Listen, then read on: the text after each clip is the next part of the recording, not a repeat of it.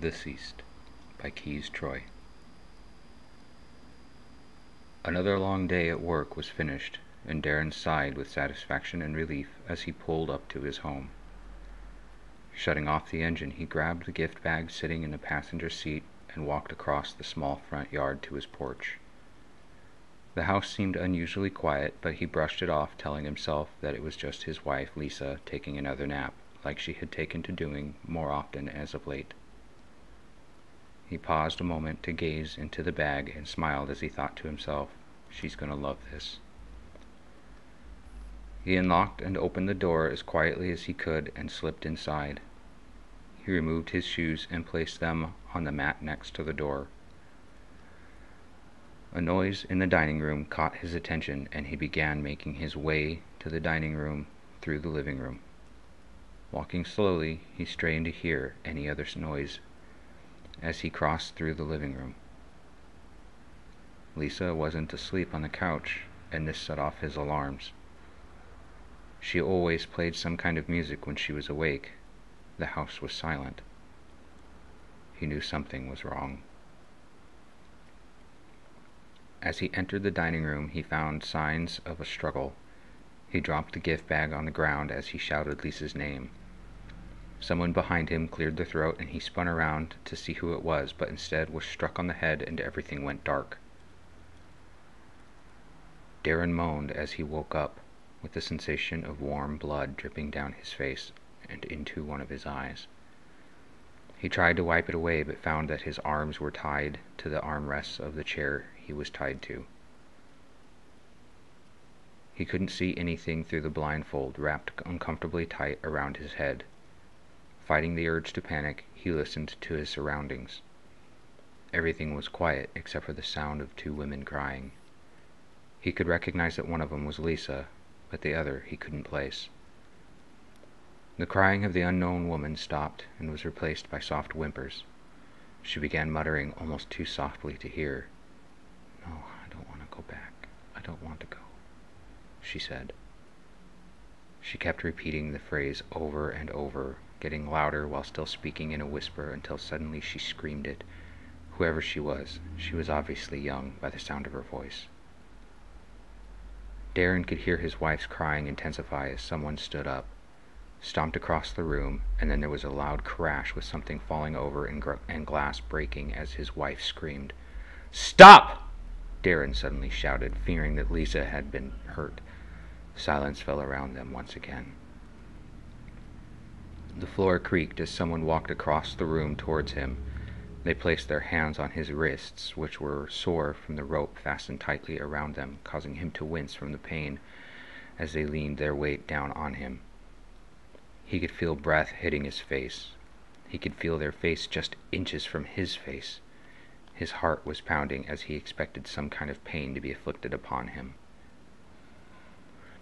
Don't hurt us," he managed to say with some difficulty. They lifted their hands from his wrists, and he heard a sigh. "I shouldn't have to," a young woman said. She grabbed the blindfold, scratching him as she did, and jerked upwards.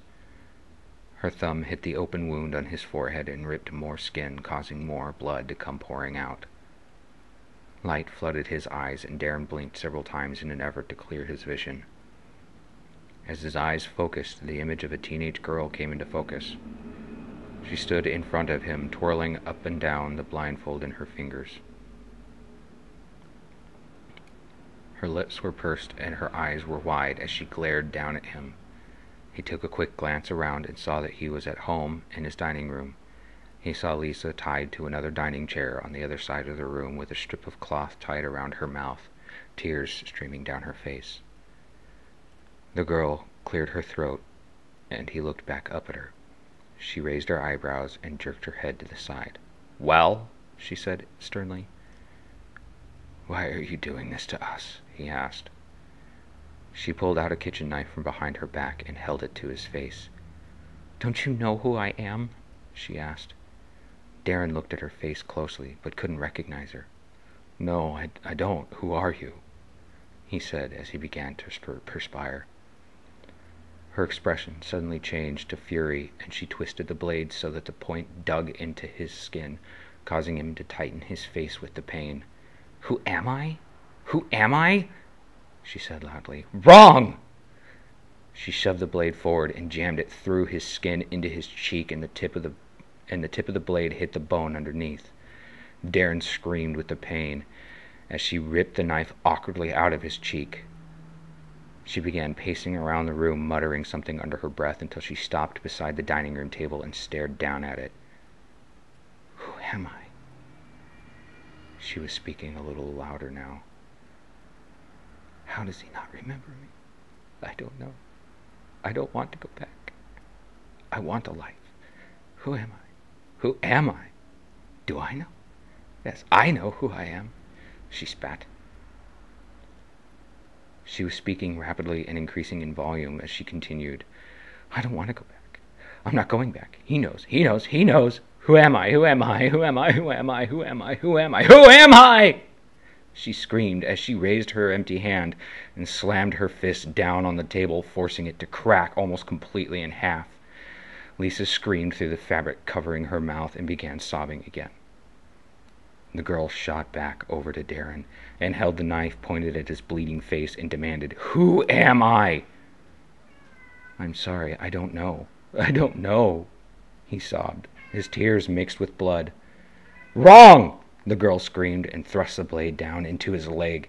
It pierced all the way through, missing the bone, and hit the wood of the chair. Darren screamed as pain coursed through his leg and up his body. After adjusting her grip, she wrenched the knife ungracefully out and held it out to his face again. She repeated the question. "Who am I?" Darren couldn't say anything at first, but after she drew closer with the blade, he yelled, "I don't know!" He fully expected her to stab him again. "I'm sorry. I don't know who you are. Please stop." This time she didn't stab him. Instead, her arm lowered and hung at her side. She began to cry and dropped to the floor. For some time she just kneeled there under the light fixture in the dining room and sobbed. Her sobs turned into soft whimpers and she looked up at the light, her face wet from tears. "I don't want to go back. I don't want to be forgotten again. I'm always forgotten until the next one comes along," she said through her tears. "I'm always forgotten." She held the knife up to her throat and began sobbing again.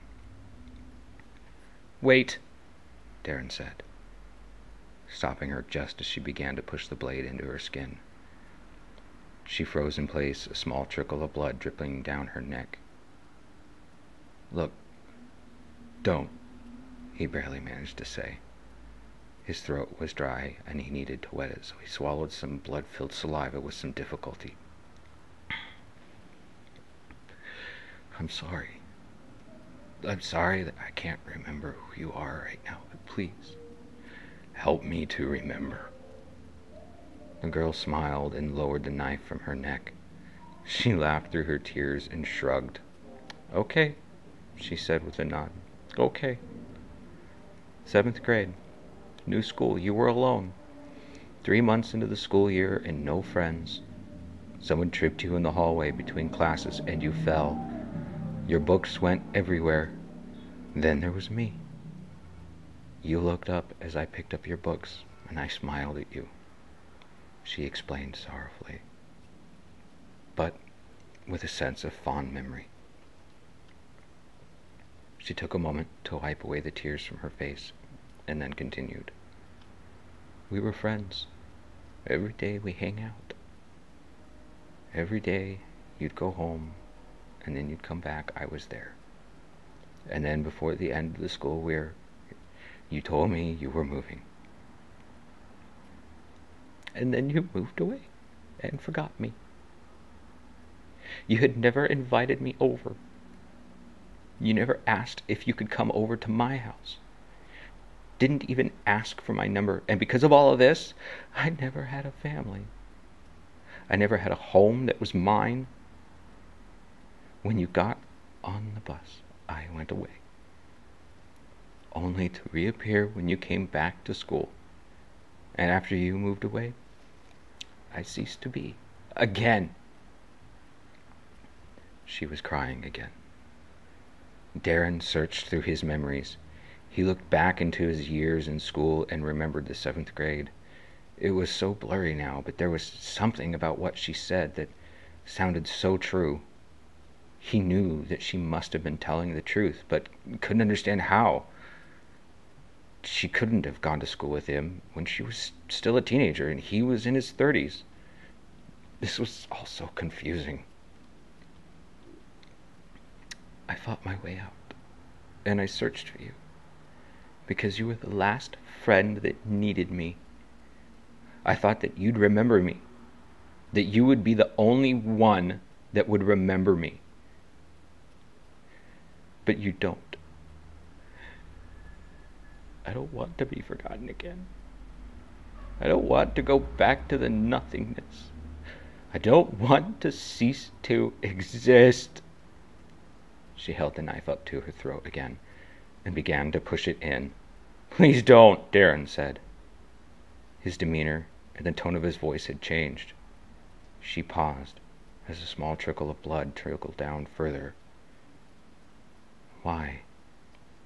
I'd rather die here, where I can die, than cease to exist at all," she said. "No one deserves to die," Darren said. She looked him in the eyes, still holding the knife in place. Then suddenly a wave of calm came over her. His expression had changed. It wasn't just the concern in his voice or the words he said. She could feel that something had changed. Maybe he remembered her now. She lowered the knife and got to her feet.